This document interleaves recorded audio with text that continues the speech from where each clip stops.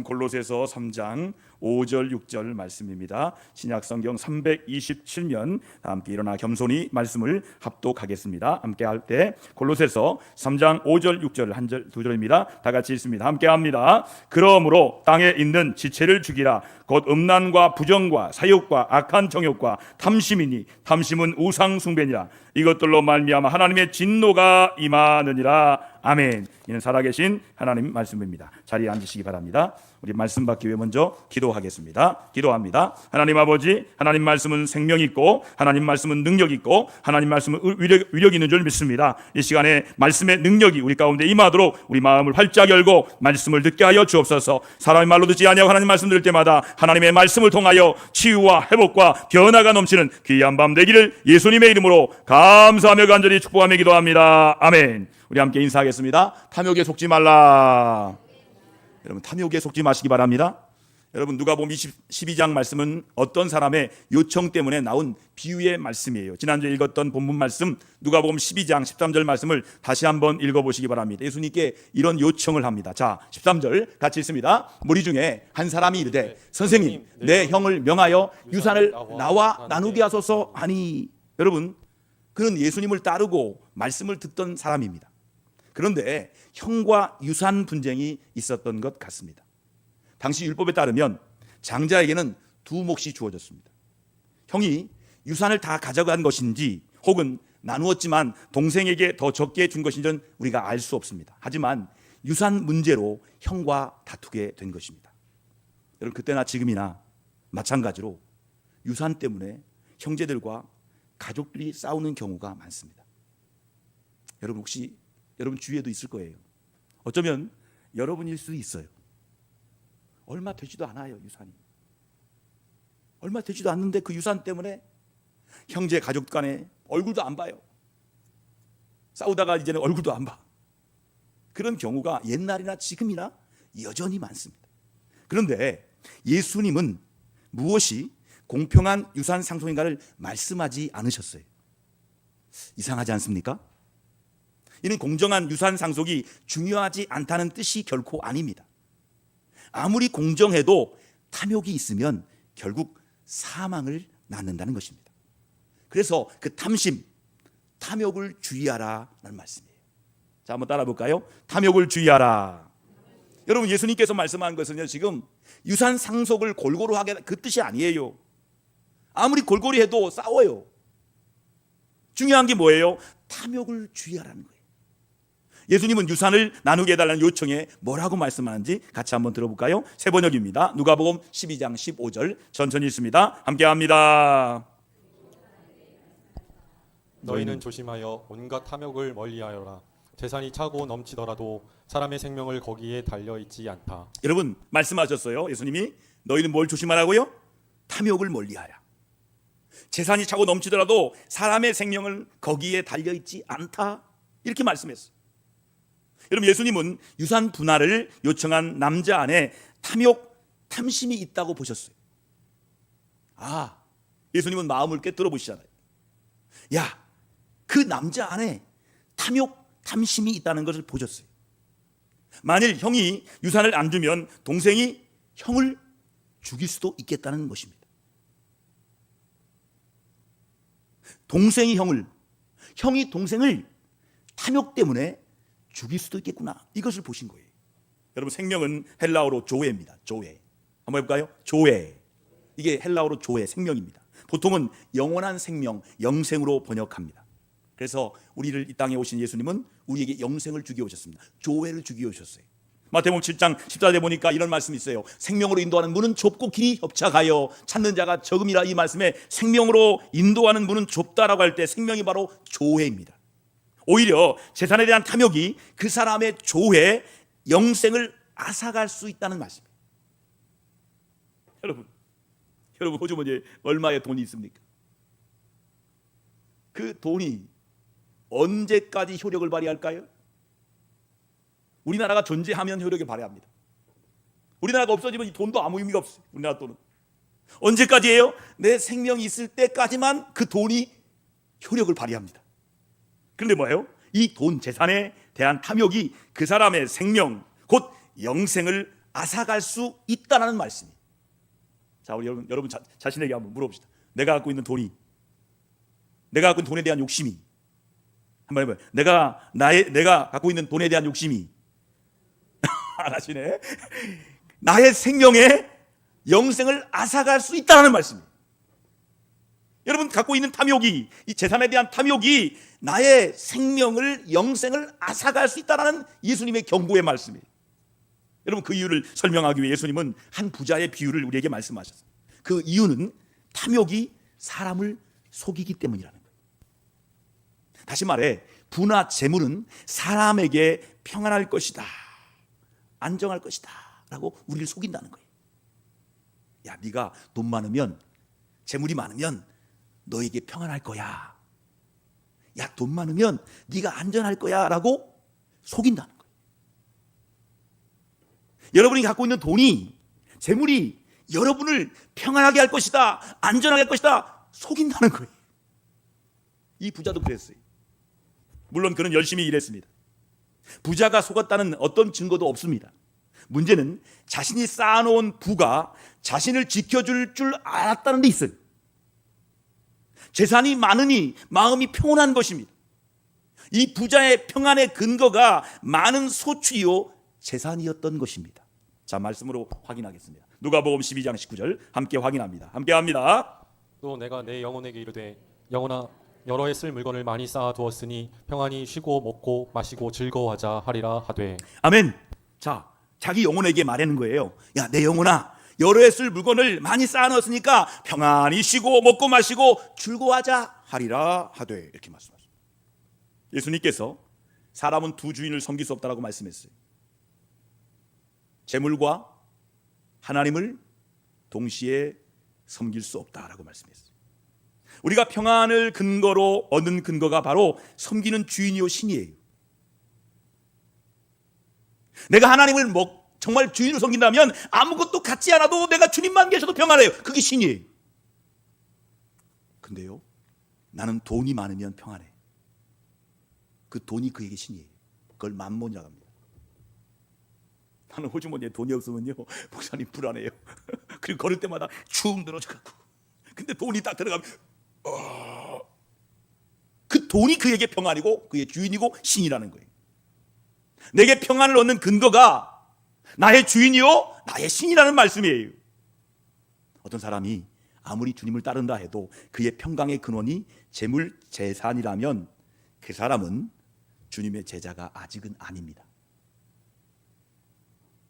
내 평안의 근거가, 내 평안의 근원이 주님이 아니라 재물과 재산이라면 아직은 주님의 제자가 아니라는 말씀이에요. 그래서 성경은 유산 상속을 요청한 사람을 무리 중에 한 사람이라고 말씀했어요. 그러나 22절에 보니까 성경은 제자들을 언급합니다. 명확히 군중과 제자를 구분합니다. 여러분, 군중은 누구일까요? 군중은 겉으로 예수님을 따라다니며 말씀도 듣지만 실상은 그 평강의 근원을 돈이나 다른 것에, 무엇에 두는 자들이 군중입니다. 주님의 말씀도 들어요.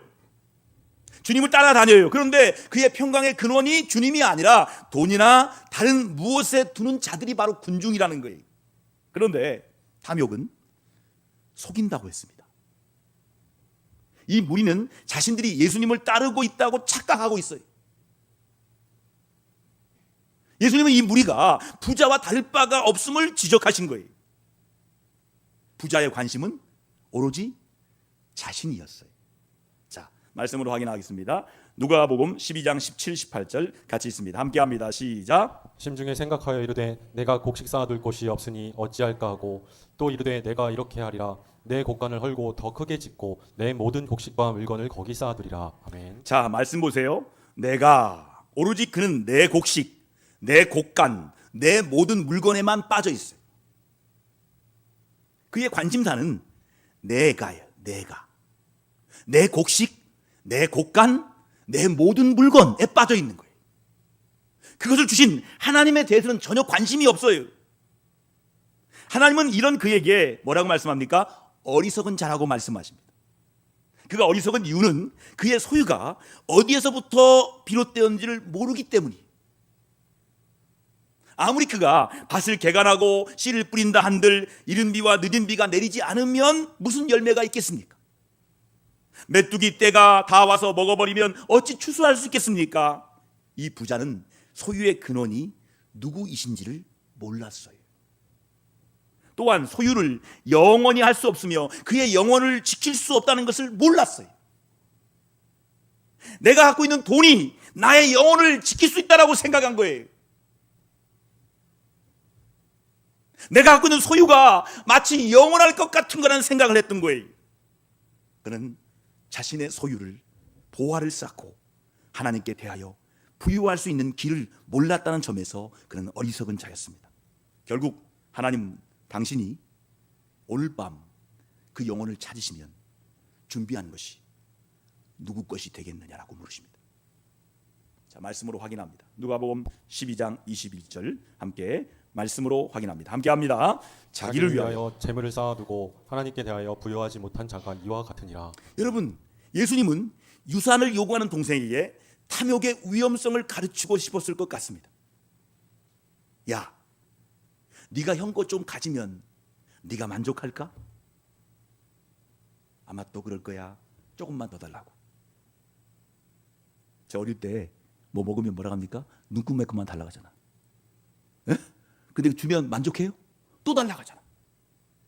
형, 조금만 더 줘. 주면 조금만 더 줘. 뭐가 있는 거예요? 탐욕의 위험성이 있다는 거예요. 그게 마치 아직 탐욕으로 인한 사망의 덫으로부터 살아남을 수 있는 기회가 있다고 보신 거예요. 그렇다면 왜 예수님은 유산을 혼자 다 가져간 형에게 대해서는 말씀하지 않았을까요? 정확한 이유는 잘 알 수 없지만 그 형이 그 자리에 없었기 때문이거나 그가 이미 탐욕에 완전히 지배를 당했기 때문일지도 모릅니다. 그 형은 없어요. 아니면 그의 마음은 온통 탐욕으로 가득 채서 가능성이 없는 거예요. 그러나 동생은 조금 있어요. 가능성이 좀 보이는 거예요. 그래서 말했다는 거예요. 여러분, 돈과 재물의 우상은 결국 나를 위한 것입니다. 자, 말씀 읽겠습니다. 출애굽기 20장 4절 띄워주십시오. 같이 읽습니다. 시작. 너를 위하여 새긴 우상을 만들지 말고 또 위로 하늘에 있는 것이나 아래로 땅에 있는 것이나 땅 아래 물속에 있는 것에 어떤 형상도 만들지 말며. 아멘. 아멘입니다. 흥미롭게도 우상을 뜻하는 히브리어 단어의 복수형에서 모음 하나를 딱 빼면 전도서에 헛됨이라는 뜻이 됩니다. 우상에서 모음 하나를 딱 떼버리면 헛됨이 돼요. 여러분, 히브리어는요 모음이 없어요. 모음이 없어서 맞소라 아파들이 모음을 찍었어요. 그러니까 모음은 의미가 없는 거예요. 그러니까 우상이란 말과 헛됨이란 말이 같다는 거예요. 무슨 말입니까? 우상은 가짜 신이라기보다는 거짓이라는 거예요. 사라지는 연기라는 거예요. 아무것도 아닌 헛된 것이라는 것이 사실이에요. 자, 한번 따라합시다. 우상은 거짓이다, 연기다, 헛된 것이다.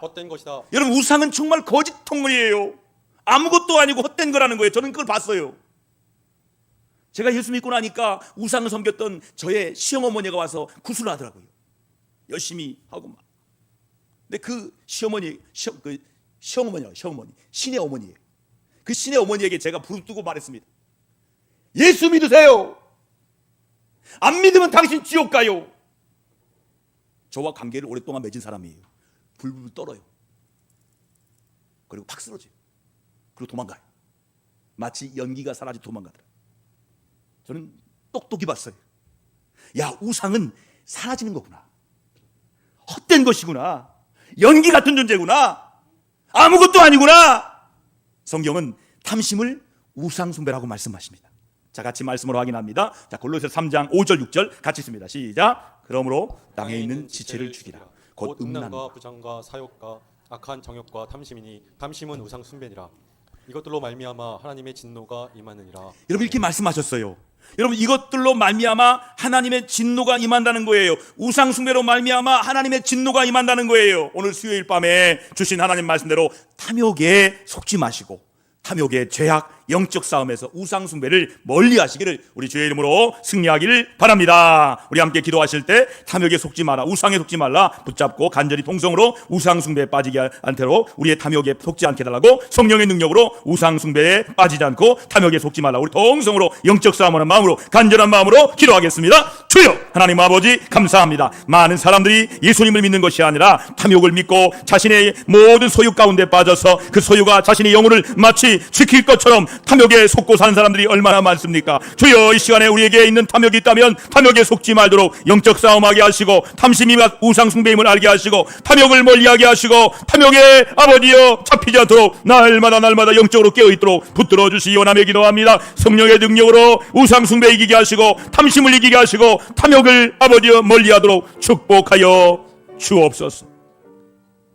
오늘 말씀을 통해 우리 안에 우상은 바로 탐심임을 알게 하심을 감사합니다.